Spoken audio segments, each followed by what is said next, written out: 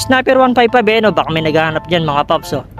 Ayun, oh. Tapos yung katabi niya, ayan yung tropa nyo, Rider 150. Ayan, baka may naghahanap sa inyo ng Sniper 155 dyan, oh.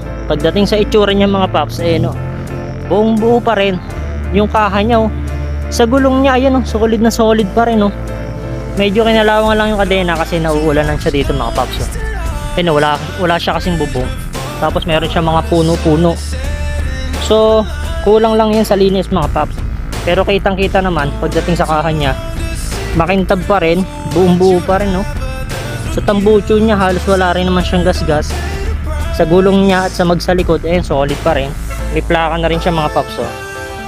Sa upuan niya, stock seat, ayan, wala rin naman siyang mga bakas ng, parito, ang init. Mga kalmot ng pusa, ayan, wala rin naman siya mga paps.